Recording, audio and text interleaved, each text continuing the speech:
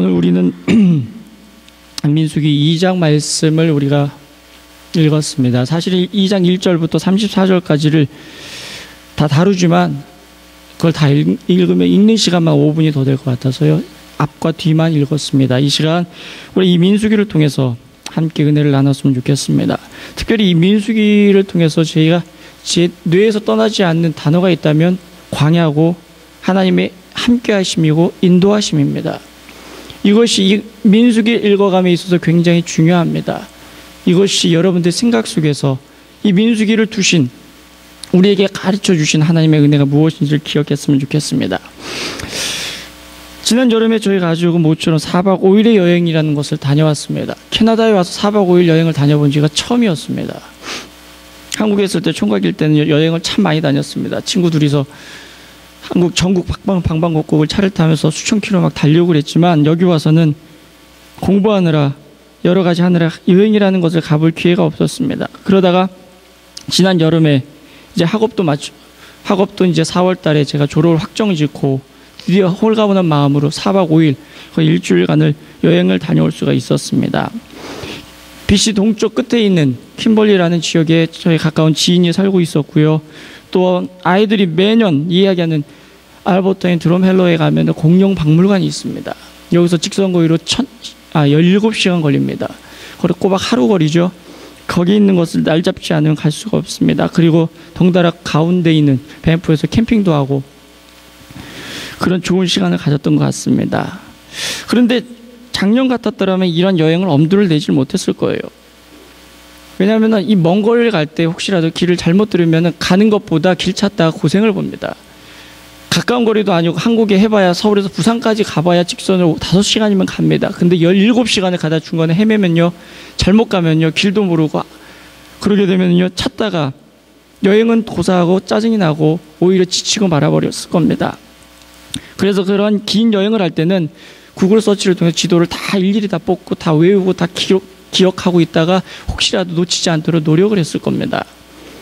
그래서 길을 헤매지 않기 위해서, 그래서 이 여행을 그 길 찾는데 시간을 허비하지 않기 위해서 거기에 시간 미리 가기 전부터 준비하고 투자하고 했을 겁니다. 그래도 낯선 곳에 가게 되면 잃기 마련이에요. 작년에 한번 길을 가까운 곳에서 헤매서 2시간 헤맨 적이 있습니다. 바로 거기서 5분만 가면 되는데 서로 다르게 얘기해줘야죠. 엉망으로 거기서 한 2-3시간 빙빙 돌다가 찾았던 기억이 납니다. 전혀 살지 않는 곳에 남의 말 믿고 돌다가는요, 그렇게 길을 잃어버리기 마련입니다. 그래서 그러한 실패를 거듭하지 않기 위해서 이 여행을 위해서 저희가 큰맘 먹고 내비게이션을 장만했습니다. 참 좋아요. 이 내비게이션에 가는 목적지만 치면요, 길을 다 가르쳐 줍니다. 혹시 내가 잘못 길을 가면요, 이 녀석이 다 계산을 해줍니다. 이렇게 해서 우회해서 어떻게 갈 수 있는지를 다 알려줍니다. 혹시라도 길을 잃어도 그것이 알아서 자동으로 계산해서 다시 길을 찾아줍니다. 그래서 어디로 빠져서 돌아서 가면 그 자리로 올 수 있게 해줍니다. 그러니까요, 여행을 갈 때 아무 생각 없이 그냥 그것만 따라갑니다. 모르는 곳이지만 목적지만 입력하면요, 갈 수 있고요. 그리고 가다가 쉬었다가 중간에 먹을 것이 있나 찾아보고 싶으면 가까운데 음식점을 서치하게 되면 다 나옵니다. 가까운데 어디에 뭐가 있는지, 주유소가 그림이 떨어졌다, 주유소가 어디 있는지 확인도 되어줍니다. 요즘은요, 이런 기능이 내비게이션뿐만 아니라 스마트폰에 다 탑재가 되어 있어가지고 요즘 젊은 사람들은 스마트폰을 올려놓고 갑니다.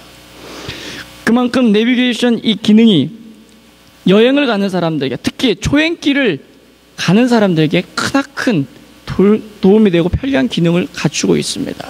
그래서 내가 아무리 거기 처음 가도요, 걱정이 없습니다. 다 찾아줍니다. 그 지도가 그 안에 그 수많은 지도가 다 있고 길을 알려주고요.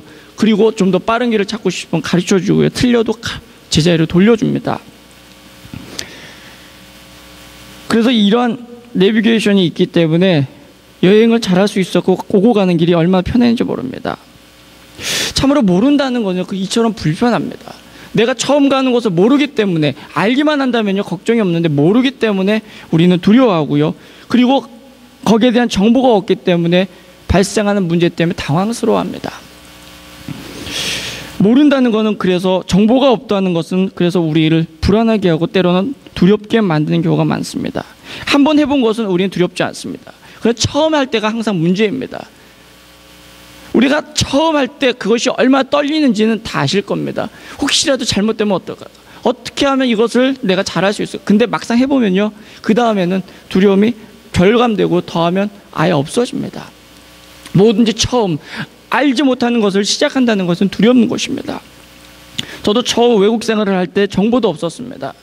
여기 밴쿠버가 어딘지도 몰랐습니다. 솔직하게 어떤 나라인지 어떤 도시인지도 몰랐습니다.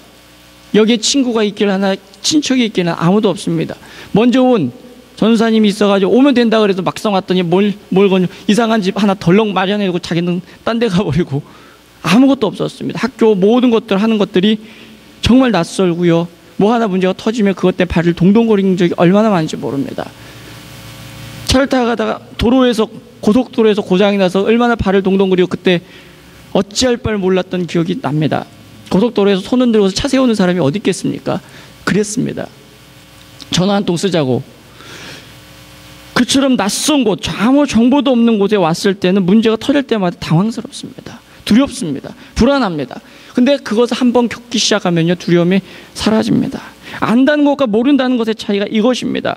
처음 겪었을 때, 또한 처음 가는 곳일 때 모든 것이 처음이었기 때문에 낯설고요, 두렵기만 합니다. 불안하기만 합니다.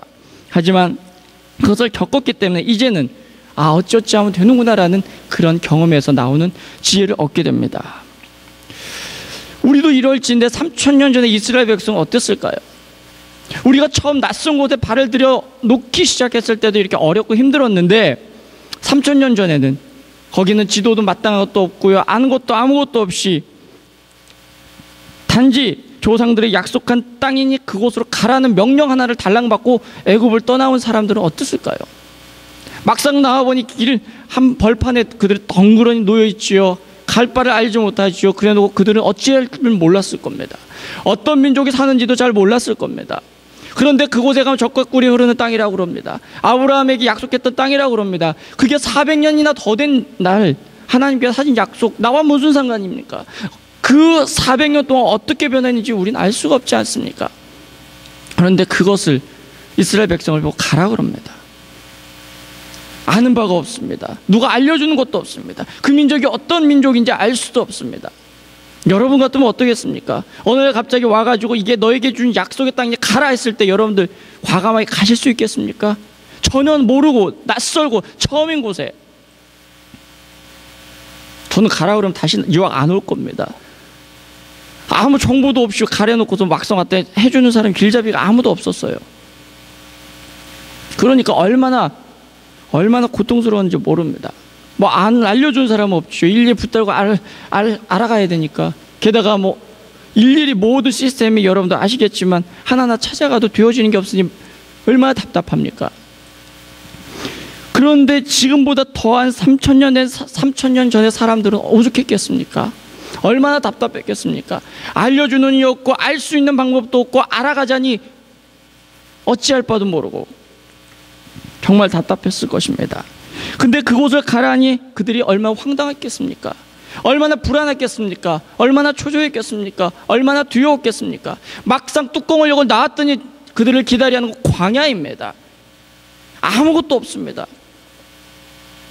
더욱 두려움과 불안과 초조는 극에 달했을 것입니다.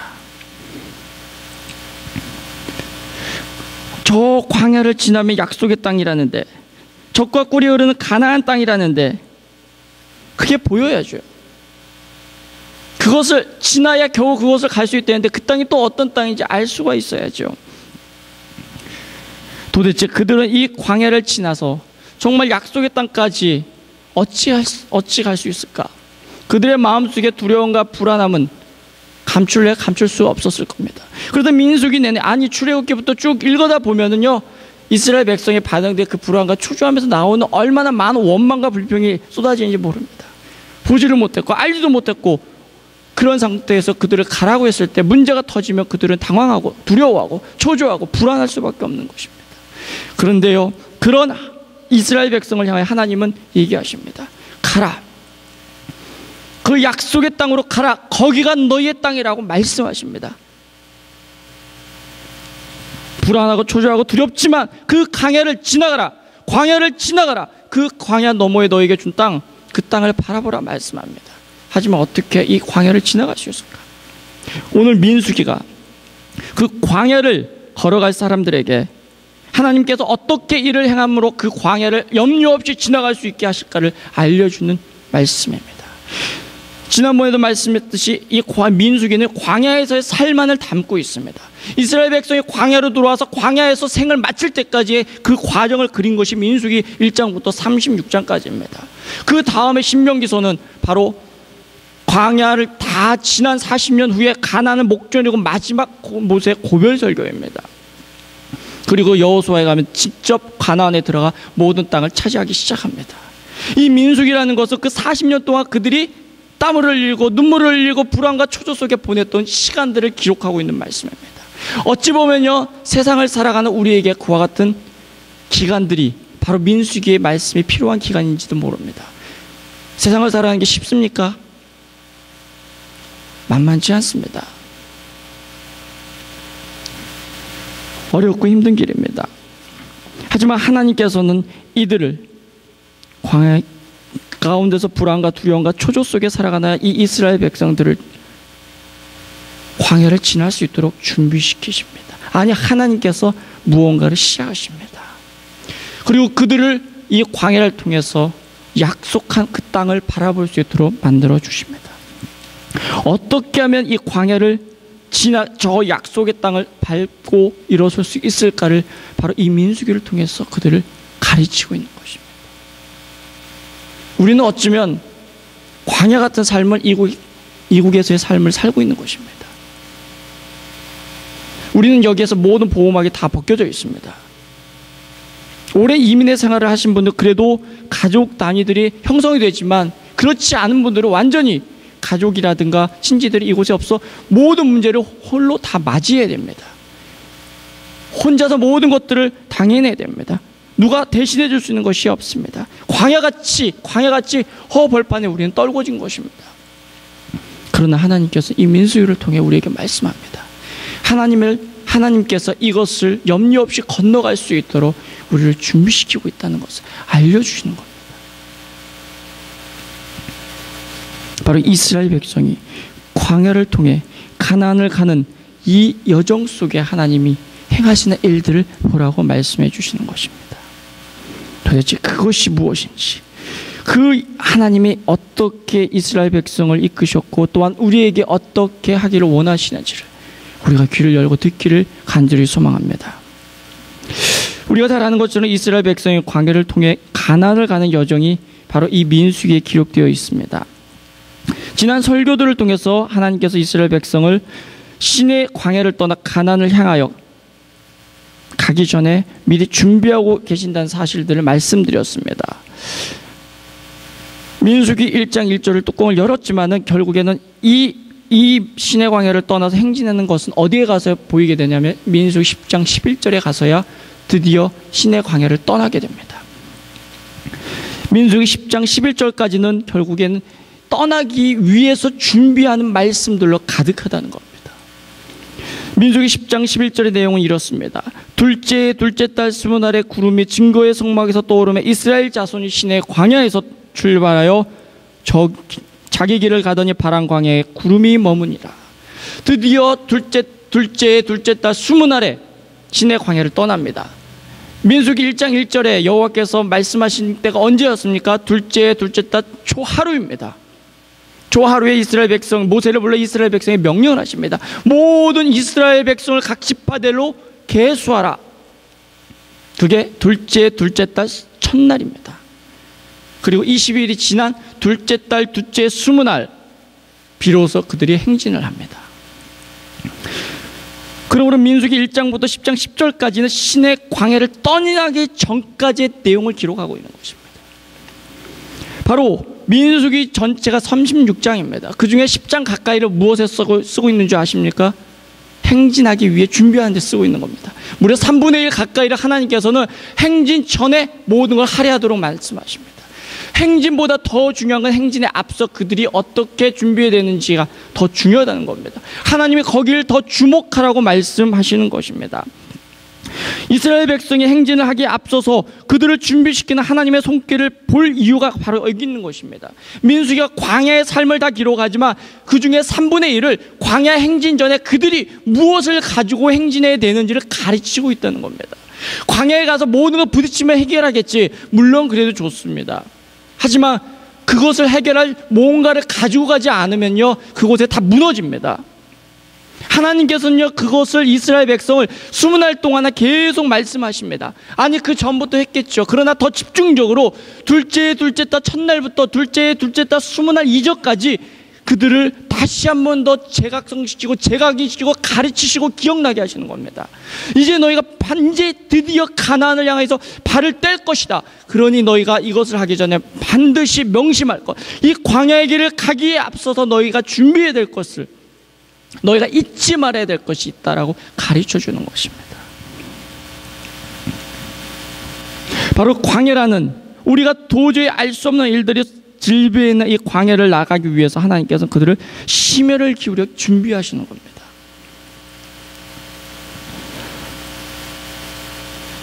때로는 광야가 불안하고 힘든 것이지만 우리가 잘 준비하고 나아간다면 어쩌면 그것을 이겨나갈 수 있는 바로 근본적인 대책이 거기 있기 때문에 그렇습니다. 세상이 그렇습니다. 여러분들 요즘은 세상을 여러분들 예측할 수가 있습니까? 도저히 예측이 불가능한 시대로 다가섰습니다. 불확실한 시대입니다. 내가 이렇게 했어도 어디서 무슨 사건이 터지면 그것이 이제는 나에게까지 영향을 미칩니다. 아무리 우리나라가 경제가 회복된다 할지라도 유럽에서 한 방 터지니까 지금 다시 엉망이 되었습니다. 우리가 알 수 없는 일들이 어디서 터질지 모릅니다. 모든 것 잘 된다고 하지만 어디서 한순간에 재난이 불어닥치면요, 그것이 전 세계를 휩쓸어 버립니다. 일본에서 쓰나미 한번 일어나니까 전 세계가 모든 전자제품의 공급이 중단이 될 정도였습니다.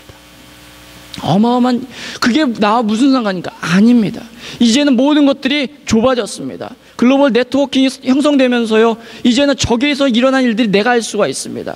그리고 젊은이들 소셜 네트워크 해가지고 페이스북도 하고 트위터 하면서요, 자신의 일들을 얘기하지만 사방에서 막 글들이 오고 갑니다. 정보가 오고 갑니다. 수많은 정보들이 쏟아지는데 그 정보를 쫓아가기가 너무 우리가 바쁩니다. 요즘 젊은이들 스마트폰 씁니다. 저는 아직 스마트폰이 없는데요, 그걸 보면은 저도 정신이 오락가락하면 너무 이게 복잡하게 되어 있어요. 그런데 그것을 그들은 해내고 우리는 따라가지 못합니다. 그럼 저보다 연배 있으신 분은 더 못 쫓아가겠죠. 점점 발달했는데 거기에 대한 우리의 지식은 쫓아가지 못합니다. 그러다 보니 우리가 생각했던 것보다 더 많은 변화가 우리 눈앞에서 벌어집니다. 세상이 바로 이렇습니다. 너무나도 빠르게 변화되는 이 세상 속에 쫓아간다는 것이 힘이 듭니다. 그 변화를 예측하기가 어렵습니다. 오히려 우리가 편리한 삶을 살아가지만 그러나 그와 동시에 우리는 동일하게 불안하긴 마찬가지입니다. 언제 어디서 무슨 일이 터지면 그것이 나에게 어떻게 문제가 될지 모르는 시대를 살아가고 있습니다. 캐나다에 산다고 한국의 일이 여러분과 상관이 없습니까? 아닙니다. 그것이 경제가 여기까지는 미치고요, 그러면 여러분들이 한국에 오고 갈 때 그 비행기 싹시 뛰는 것으로 판가름이 납니다. 그것이 막 오고 갑니다. 이라크 전쟁 한번 터져서 기름값이 올라서 떨어지지 않습니다. 이젠 그런 시대입니다.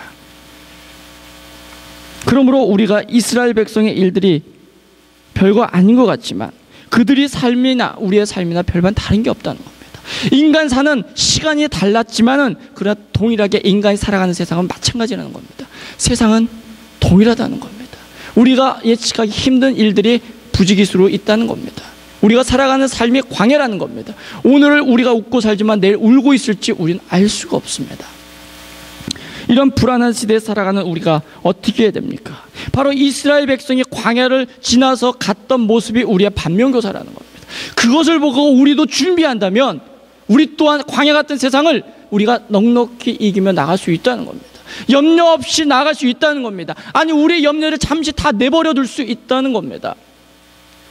그래서 사도 바울은요, 자기 시대의 사람들에게 이스라엘 백성의 삶이 본보기가 된다고 이야기했습니다. 사도 바울이 이렇게 고린도 교회 성도들에게 말씀합니다. 그들이란 이스라엘 백성입니다. 이스라엘 백성이 출애굽했던 바로 이 장면들입니다. 그 그들에게 일어나 이런 일은 본보기가 되고 또한 말세를 만나 우리를 깨우치기 위하여 기록되었느니라. 그들이 나와 상관이 없다고요? 아닙니다. 사람이 살아있는 동안 역사는 동일합니다. 반복됩니다.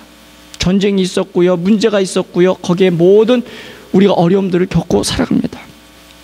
이스라엘 백성 일이 비록 우리보다 3000년 전이나 된 일이지만, 그러나 그것이 바울에게 그랬던 것처럼 오늘 우리에게도 동일한 본보기가 됩니다. 우리의 삶이 광야라고 느껴지십니까? 민수기에 있는 이스라엘 백성을 보십시오.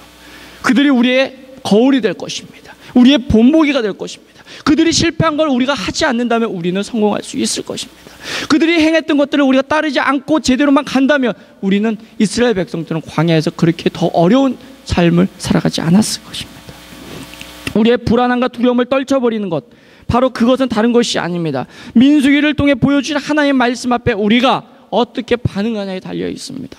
그것이 우리에게 주는 말씀, 그것을 다시 내 마음에 새기고서 내가 어떻게 살아가느냐, 그것을 통해 우리가 어떻게 준비하느냐는 결국은 우리가 세상사를 이겨나가는 방법입니다. 세상사가 힘들게 느껴지십니까? 삶이 고단하고 매 순간 힘겨움과 어려움 속에 내일에 대한 고민이 있으십니까? 오늘 하나님께서 알려주실 겁니다. 그러한 고민과 힘겨움을 안게 해주는 세상 속에서 염려함 없이 살아갈 수 있는 방법을 알려주실 것입니다. 어떻게 해요? 바로 이스라엘이 들어야 했던 그 말씀이 바로 오늘 우리가 들어야 할 말씀이기 때문에 그렇습니다. 이스라엘에게 행했던 그 말씀은 오늘도 우리에게 동일합니다. 그들에게 주셨던 말씀을 우리가 귀담아야 되는 겁니다. 그러할 때 우리는 이 광야 같은 삶을 넉넉히 이길 수 있을 것입니다. 그렇다면 우리는 어떻게 하나님께서 광야를 지나도 염려치 않을 수 있도록 이스라엘 백성을 준비시켰을까? 우리의 관심은 거기에 있을 겁니다. 오늘의 본문은 거기에 대해서 해답을 저희에게 줄 것입니다. 오늘 우리가 읽은 2장 말씀은 1장에 이어서 계속 되어지는 말씀입니다. 이스라엘 백성은 광야를 행진하기에 앞서서 1장에서 계수의 명령을 받았습니다. 그것은 앞으로 있을 전쟁을 위한 계수였다라고 지난 설교를 통해서 말씀드렸습니다. 그리고 2장에서 또 다른 명령을 그들이 받습니다. 그것은 무엇이죠? 어떻게 진을 치고 어떻게 행진할 것인가에 대한 말씀입니다. 이제 본격적으로 그들이 마치 군인처럼 이제 하나 둘씩 그들이 광야를 행진해 나가는 것을 보게 됩니다. 그런데 이 명령을 보게 되면요, 진을 치는 것과 행진하는 것에서 한 가지 공통점을 발견하게 됩니다. 그것이 무엇이냐면 그들의 진을 치는 것과 행진하는 것에 있어서 회막, 즉 증거의 성막이 중앙에 놓이고 있다는 것입니다. 2절 말씀과 17절 말씀입니다. 2절 말씀이 이렇게 되어 있습니다. 이스라엘 자손은 각각 자기의 진영의 군교와 자기의 조상의 가문의 기호 곁에 진을 치되 회막을 향하여 사방으로 치되 17절 말씀은 이렇게 말씀합니다. 그 다음에 회막이 레위인의 진영과 함께 모든 진영의 중앙에 있어 행진하되 그들의 진 순서대로 각 사람은 자기의 위치에서 자기들의 길을 따라 앞으로 행진할지니라. 이스라엘 백성들은요, 진을 칠 때 회막을 가운데 두고 그것을 대해 사방으로 진을 치도록 했습니다. 동남 서북, 이게 진을 치는 순서입니다. 그래서 동쪽에는 회막을 중심으로 동쪽에 유다 군대라고 불리는 유다 지파, 이사갈 지파, 스불론 지파가 동쪽에 진을 쳤습니다. 이 순서가 가장 중요한 지파들 순서입니다. 그리고 남쪽에는 르우벤 군대로 르우벤 지파, 시므온 지파, 갓 지파가 진을 치고 제2대로 행진하도록 했습니다. 그리고 서쪽에는 에브라임 군대로 에브라임, 므낫세, 베냐민 지파가 오고요. 마지막 북쪽에는 단 군대로서 단, 아셀, 납달리 지파가 진을 치고 제3대, 4대로 행진하게 합니다. 그런 행진과 진을 치는 가운데 있어서 회막이 그들의 중심에 있었고요. 행진할 때는 1대, 2대가 가고 제3대째 회막이 가고 3대, 4대가 쫓아가도록 했습니다. 바로 이들이 진을 추는 것, 그리고 그들이 행진하는 데 있어서 가장 중요한 것은 무엇이냐면 회막이 그들의 중앙에 있었다는 것입니다. 중심이 있었다는 것입니다. 실제로 이스라엘 백성은 하나님의 명령에 따라 그대로 진을 쳤습니다. 그리고 그렇게 행진했습니다. 이 행진에 대한 정확한 모습은 아까 말씀드렸던 것처럼 행진이 시작될 때 어떻게 되어지는데 자세한 내용은 10장에 가서 기술되어 있습니다. 좀 더 구체적으로 하나님께서 행진하는 방법을 기술하도록 말씀해 주셨습니다. 이처럼 이스라엘 백성이 광야를 진행함에 있어서 분명한 점은 그들 중앙에 무엇이? 회막이 있었다는 겁니다. 그들의 중심에 회막이 있었다는 것입니다. 그들이 진을 칠 때에도 중앙에 회막이 있고요. 그리고 동남서북으로 진을 치기 시작했습니다. 그리고 행진할 때도 회막을 걷어서 1대 2대 지나가고 그 다음 회막이 지나고 3대 4대 군대들이 지나가도록 했습니다. 이것이 그들이 광야를 지나가는 방법이었습니다. 별것 아닌 듯 하지만 그들이 광야를 담대히 갈 수 있는 방법을 회막을 중심으로 하라는 데에서 찾을 수 있습니다. 바로 이것이 그들을 통해 우리에게 보여주시는 하나님의 본보기입니다. 세상 속에서 믿음을 쌓아 나가야 되는 그리스도인들 역시 이스라엘 백성처럼 하라는 것입니다. 이스라엘 백성에게 있어서 회막이 그들의 중심에 있었던 것처럼 어쩌면 우리는 교회가 그 중심에 있어야 될지도 모릅니다. 그것이 믿음의 싸움터를 거쳐갈 힘이 될 길인지 우리는 이 말씀을 통해서 확인해야 될 것입니다. 왜 그것이 하나님께서 광야를 지나감에 있어서 회막을 중심에 놓게 하셨는지 그 이유를 통해 하나님이 이것이 진정 광야를 지나가는 하나님의 방법이라는 것을 깨닫게 될 것입니다. 왜 하나님께서 광야를 지나감에 있어서 회막을 중심에 놓도록 하셨을까? 도대체 그것이 광야를 지나감에 하나님께서 염려를 극복하는 방법으로 두신 걸까? 왜 이것이 우리가 본보기로 삼아 세상을 지나가 또 하나님의 약속하신 그 모든 기업들을 향해 나가는 것일까? 우리는 한번 생각해 봐야 될 것입니다. 왜 하나님께서 이스라엘 백성 중심에 회막을 두고 행진할 때 중심에 회막을 둔 이유, 그게 무엇일까? 오늘 제목처럼 광야를 지나도 염려치 말라. 바로 하나님께서 광야를 지나가지만 염려하지 않을 방법을 거기에 두셨기 때문에 그렇습니다. 그게 무엇일까? 오늘 그것을 말씀드리고 말씀을 마치려고 합니다. 왜 이스라엘 백성에게 하나님은 회막을 중심으로 진을 치고 행진하도록 하셨을까? 그것은 이스라엘 백성에게 회막을 중심으로 진을 치고 행진할 때 그 중앙에 회막을 두고 행진을 하심은 다른 게 아니었습니다. 광야의 길을 가지만 반드시 너희가 알아야 될 한 가지 중요한 사실이 있다. 그것은 뭐다? 하나님이 너희와 항상 함께 하신다는 것입니다. 할렐루야. 하나님이 너희와 안에 함께 하신다는 사실입니다. 너희가 그것을 기억한다면 광야가 광야로서 다가오지 않을 것이라는 겁니다. 하나님이 너희 안에 함께 있다, 함께 하시는 하나님을 기억하라는 것을 그들에게 새겨주는 것입니다. 회막, 성막이 의미하는 것이 무엇입니까? 지난 설교에서 말씀드리지 않았습니까? 하나님이 임재입니다. 하나님이 함께 한다는 게 그들에게 상징적으로 보여주는 겁니다. 하나님은 영이시기 때문에 우리는 보이지가 않습니다. 만날 수가 없습니다. 그리고 내가 누구에게 보여줄 수도 없습니다. 증명할 수가 없어요. 사실 증명할 수 있고 보여줄 수 있으면 속 편하죠. 하지만 그게 없기 때문에 하나님께서 상징으로 회막을 두시고요, 거기에 당신의 임재를 두신 것입니다. 내가 너희와 항상 함께 있다는 것을 저것을 통해 기억하라는 겁니다. 내가 너희를 광야로 내몰았지만 너는 광야에 있는 것이 아니라 나와 함께 있다는 것을 기억하라는 겁니다. 내가 누구와 함께 있는 거가 더 중요하다는 겁니다. 내가 광야에 있는 것이라 할지라도 내가 누구와 있다는 것을 안다면 그 광야는 광야로 다가오지 않는다는 겁니다. 근데 문제는요, 이것을 잃어버리기 때문에 문제가 해결이 안 됩니다. 이스라엘 백성이 광야를 걸어가면서 가장 큰 문제가 뭐냐면 거기에 있습니다. 하나님이 그들 안에 계신다는 것을 누차례게도 그것을 잊어버립니다. 결국에 그것 때문에 불평합니다. 하나님이 함께 계신다는 걸 잊어버리기 때문에 하나님을 원망하는 겁니다. 하나님이 저 멀리 있다고 외치는 겁니다. 하나님이 나와 상관없다고 하나님 앞에 저주를 퍼붓는 겁니다. 그래서 하나님의 진노가 그들에게 임하는 것이고요, 하나님께 다른 민족으로 내가 내 백성 삼겠다라는 그런 말씀까지 행하게 만드시는 겁니다. 근데 이 사실을 기억하기만 한다면요, 광야가 달라 보입니다. 우리 노래도 있지 않습니까? 사실 설교 시간에 유행 가면 안 되지 않습니까? 저 푸른 초원 위에 그림 같은 집을 짓고 그 다음 뭐죠? 사랑하는 님과 함께 뭐죠? 잘 모릅니다. 하여튼 님과 함께 있으면 한평생 살고 싶다. 아무리 아무것도 아니지만 내가 누구와 있는 것이 내 환경을 좌우한다는 겁니다. 내 중심에 누가 있는지에 따라서 내 생각이 완전히 달라질 수 있다는 겁니다. 내가 힘든 어려운 상황에 있어도 내가 나와 함께 하실 하나님만 기억하고 있다면, 그분이 나와 함께 한다는 것만 믿는다면, 이스라엘 백성 너희들이 아무리 대민족을 이끌고 이동하면서 어려움을 겪어도 걱정하지 마라. 걱정하지 마라. 내가 너희와 함께 있겠다. 그런데 그것을 잃어버리니까 문제입니다. 아무리 목사님들이 설교 시간에 그 동일한 말씀을 백날 이야기해도 그것을 기억하지 못하기 때문에 맨날 와서 목사님 어찌합니까? 이야기하는 겁니다.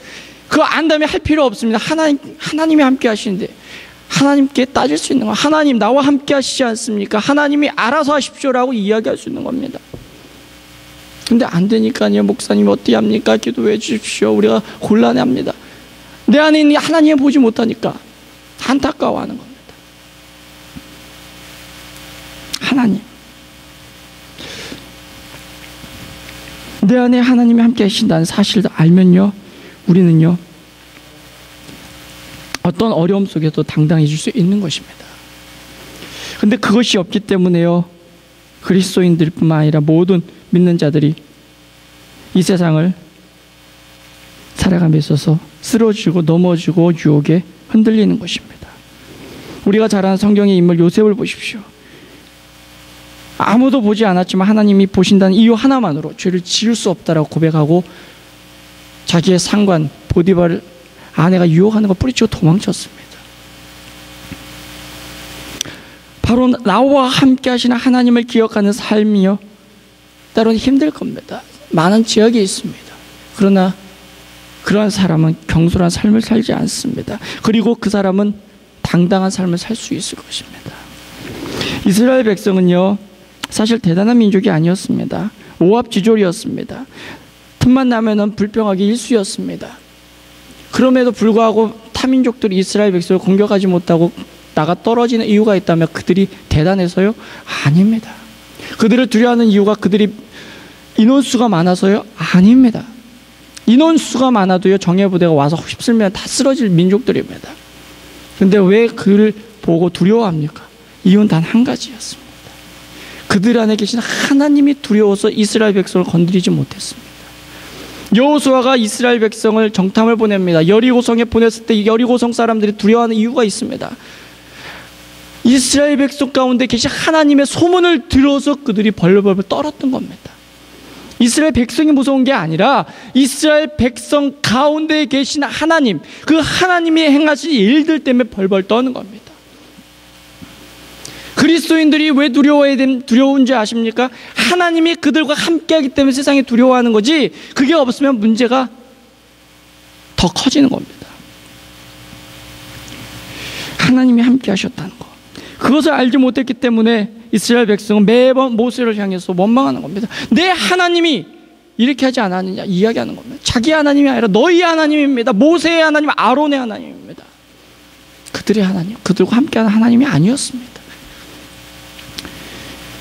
광야의 길에 감에 있어서 가장 중요한 게 함께 하시는 하나님이었습니다. 그것이 진정 이스라엘 백성이 강하다는 이유, 강할 수밖에 없는 하나님의 신비였습니다. 하나님이 함께 하실 때 능력이 나타나는 것입니다. 하나님이 함께 하실 때 담대함이 있는 것입니다. 그들과 함께 하시는 하나님으로 인해서 세상이 두려워하는 것입니다. 그런데 그것을 잊으니까요, 우리가 두려워하는 겁니다. 우리가 염려하는 겁니다. 그래서요, 어떻게 됩니까? 자꾸 우리를 방어하게 됩니다. 그리고 우리 주위에 성을 쌓는데 힘을 쏟는 겁니다. 그리고 내 것을 자꾸 뭔가를 만들어서 싸울 수 있는 걸 자꾸 만들려고 합니다. 두려우니까. 하지만 하나님이 나와 함께 하신다는 걸 알기 시작하면요, 그런 성들이 필요 없습니다. 로마인 이야기에, 시온은 나나메의 로마인 이야기를 읽어보면요, 로마가 강성했던 이유가 하나가 있습니다. 많은 것 있지만 그 중에 하나, 로마에는 성이 없습니다. 대신 뭐가 있는지 아십니까? 길이 있습니다. 길은 개방성입니다. 누구나 내가 어디든 쳐들어갈 때 빠르게 갈 수 있지만 동시에 빠르게 쳐들어올 수 있도록 길을 열어주는 겁니다. 그런 것을 할 수 있는 건 당당함입니다. 내가 누구라는 자긍심이 있기 때문에 길을 열어버리는 겁니다. 그런데 그게 없는 소민족들은 어떻게 해요? 성을 쌓습니다. 방어만 합니다. 결국에 그러다 망합니다. 중국과 로마가 다른 이유가 거기 있습니다. 로마는 길을 만들었지만 중국은 성을 쌓았습니다. 외민족의 야만족의 침입을 막기 위해서 중국은 뭐죠? 만리장성 그걸 쌓았죠. 하지만 로마는 야만족의 침공을 이겨나가기 위해 길을 거기까지 뚫어버립니다. 그리고 그들을 자기 사람으로 만들어서 거기는 모든 사람이 로마인이 될 수 있도록 만들어 주었습니다. 그것이 어디서 가능합니까? 로마인이라는 자긍심입니다. 그리스도의 자긍심, 이스라엘 백성의 자긍심이 무엇입니까? 하나님이 그들과 함께 한다는 그 사실에서부터 출발하는 겁니다. 그랬을 때 우리는 성을 쌓지 않습니다. 오히려 길을 내고요, 더 다가갈 수 있고 누구든지 올 수 있도록 만들 수 있습니다. 왜? 나는 그만큼 하나님이 함께 하시기 때문에 그렇습니다. 그게 없으니까 자꾸 성을 쌓습니다. 오지 못하게 가로막습니다. 오는 게 두렵습니다.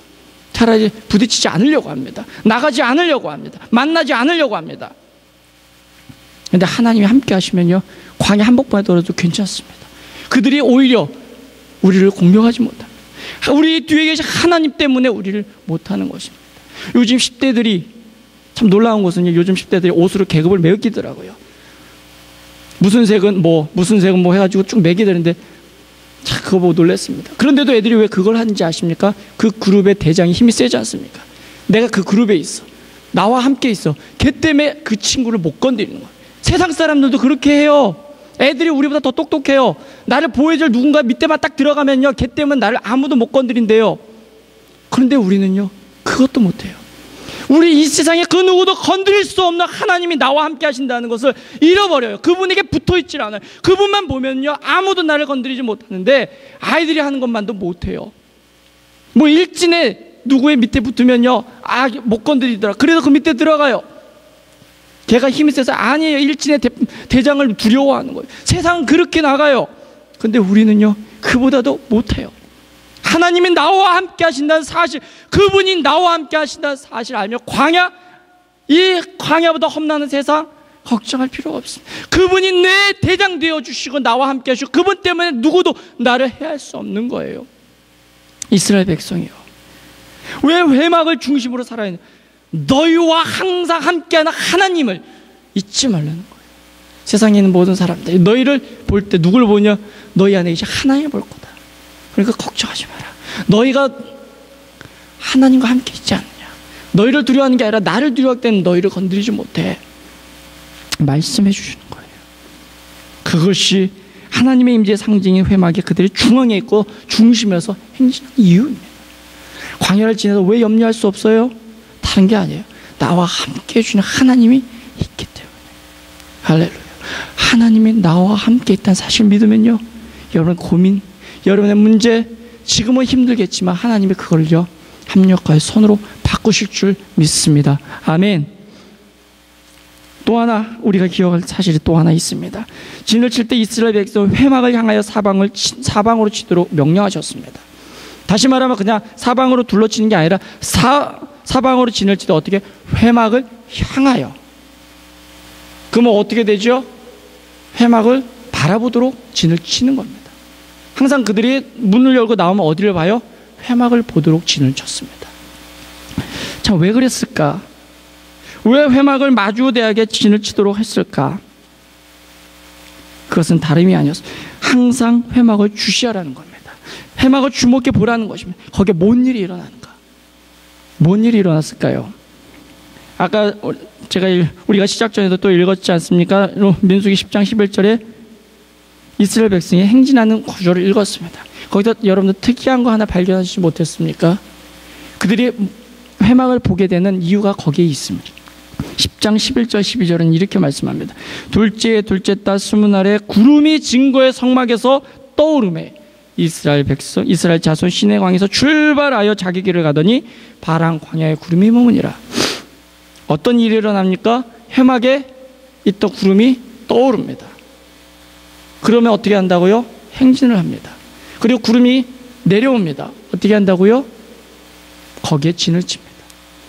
그들이 회막을 주시하는 이유는 무엇입니까? 그들의 가고 서는 것을 결정하는 게 어디 있다? 회막에 있다는 것입니다. 다시 말하면 그들을 인도하시는 분이 누구다? 하나님이라는 겁니다.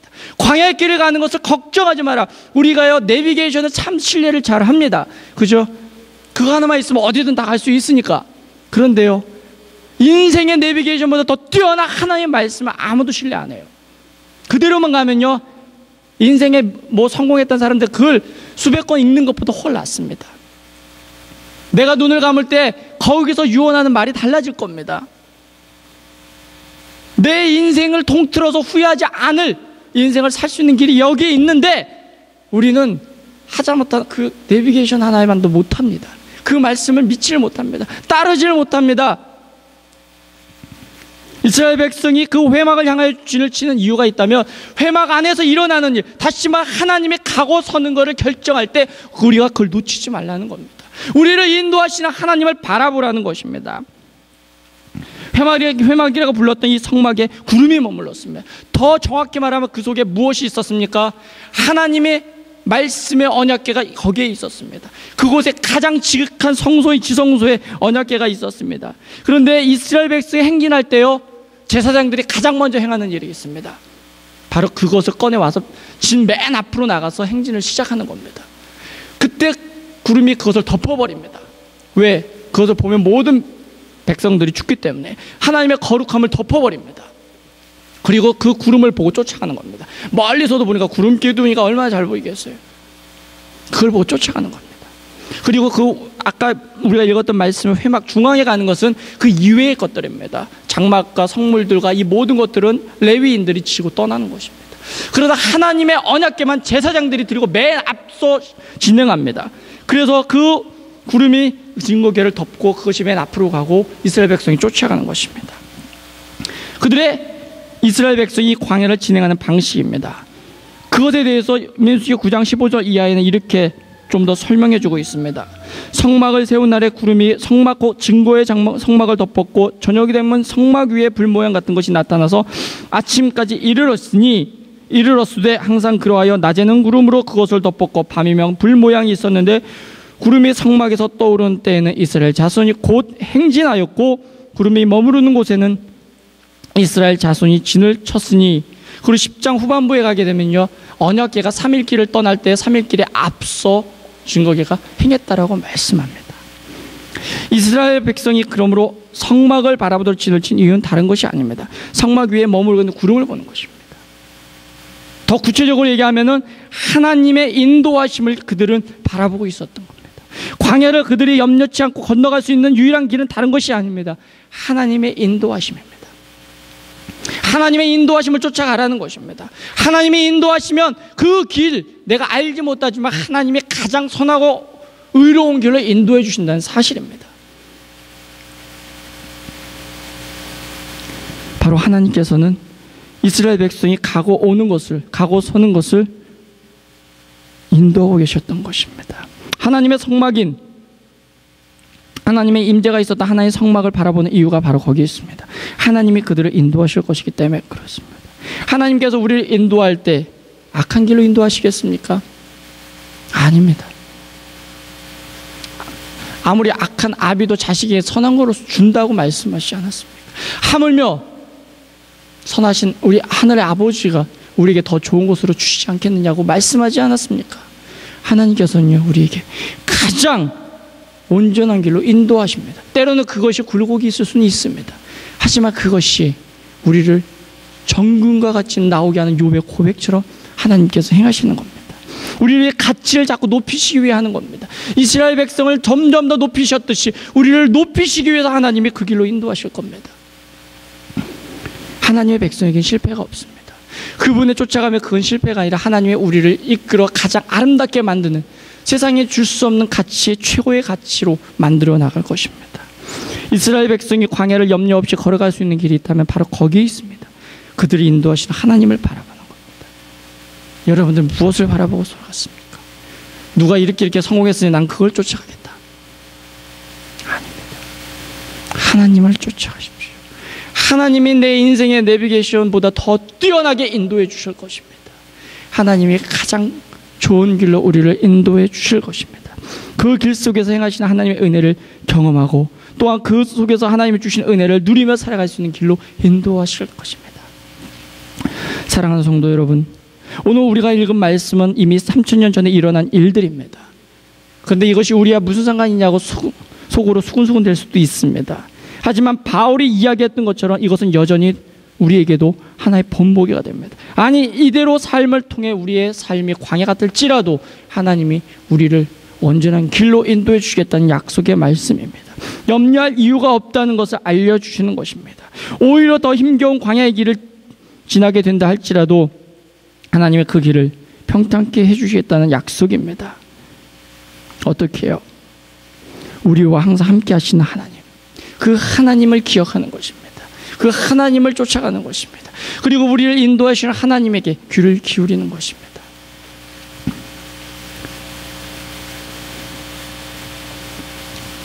그러면 그것을 어떻게 가능하게 합니까? 이스라엘 백성처럼 우리도 구름기둥, 불기둥 쫓아가야 될까요? 아닙니다. 감사하게도 하나님께서는요, 이 모든 것들을 쫓아갈 수 있는 방법을 우리에게 허락해 주셨습니다. 구름기둥은 아니지만, 불기둥은 아니지만, 회막은 아니지만, 성막은 아니지만 하나님께서 그것을 동일하게 경험할 수 있고 누릴 수 있고 붙잡을 수 있는 방법을 열어주셨습니다. 하나님께서는 광야 같은 세상, 이러한 세상을 살아감에 있어서 우리에게 염려함 없이 지나갈 수 있도록 그때 이스라엘 백성들이 한 것처럼 할 필요 없이 할 수 있는 방법을 주셨습니다. 그것이 무엇입니까? 예수 그리스도를 보내주신 겁니다. 할렐루야. 예수님께서 오심으로 우리는 하나님을 볼 수 있고요, 하나님과 함께 할 수 있고요, 하나님을 따라갈 수 있게 된 것입니다. 할렐루야. 그래서 사도 요한은 우리에게 이렇게 말씀합니다. 말씀이 육신이 되어 우리 가운데 거하심에 우리가 그의 영광을 보매. 할렐루야.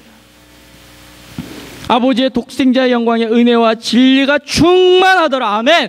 하나님이 우리에게 직접 모셔서 볼 수 있고 느낄 수 있고 만질 수 있고 또한 쫓을 수 있도록 해주셨다는 겁니다.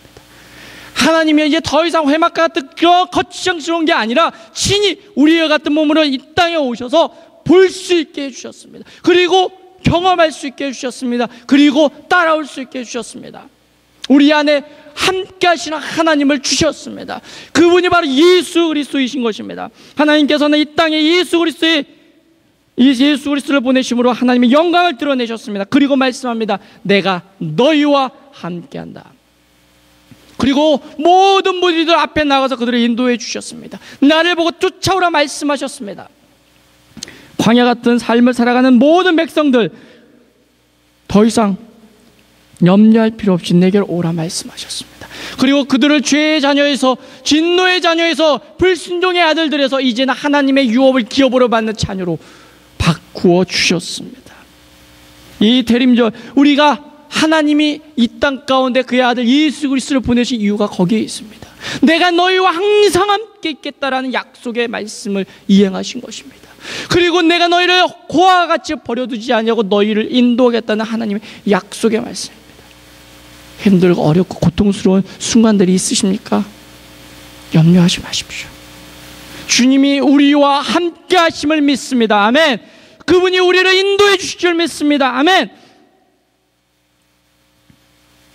그분이 떠나면서 홀로 두시지 아니하고 우리에게 또한 그분의 영이신 성령을 보내주셔 영원히 함께 해주겠다는 약속까지 해주셨습니다. 할렐루야. 사랑하는 성도 여러분, 세상을 살아가는 것이 버겁습니까? 세상을 살아가는 것이 너무 힘들어서 그냥 다 내려놓고 싶습니까? 그렇다면 우리와 함께 하시는, 그리고 우리를 인도해 주시는 주님의 말씀을 들으십시오. 수고하고 무거운 짐진 자들아 다 내게로 오라. 내가 너희를 쉬게 하리라. 나는 마음이 온유하고 겸손하니 나의 멍에를 메고 내게 배우라. 그리하면 너희 마음이 쉼을 얻으리니 이는 내 멍에는 쉽고 내 짐은 가벼움이라. 사랑하는 성도 여러분, 주님은 우리를 초대하셨습니다. 그 초대는 일시적인 것이 아닙니다. 영원한 것입니다. 영원히 함께하여 주시고 영원히 인도하겠다는 말씀입니다. 광야 같은 삶을 살아간다 할지라도, 세상 속에 믿음을 지키는 것이 힘든다 할지라도, 아니 믿음이 있건 없건 세상을 살아가는 힘겨운 모든 사람들에게 주님은 초청하셨습니다. 내가 너희와 함께 하겠다. 내가 너희를 인도하겠다. 그러니 다 내게로 오라 말씀해 주셨습니다.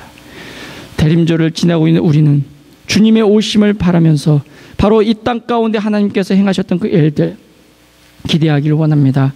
저 십자가를 통해서 그것을 확증시키셨습니다. 내가 너의 모든 것까지 담당하며 너희와 함께 하겠다라고 확증하셨습니다. 이 시간 십자가를 지기 위하여 이 땅에 오시고 그리고 영원토록 우리를 주의 자녀로 삼으시기 위해 우리를 인도해 주시는 그분 예수 그리스도를 기억하며 모든 염려와 근심 속에 살아가는 우리에게 기쁨과 소망을 주시는 주님, 그 주님을 가슴에 품고 살아가는 이 대림절 기간이 되기를 간절히 소망합니다.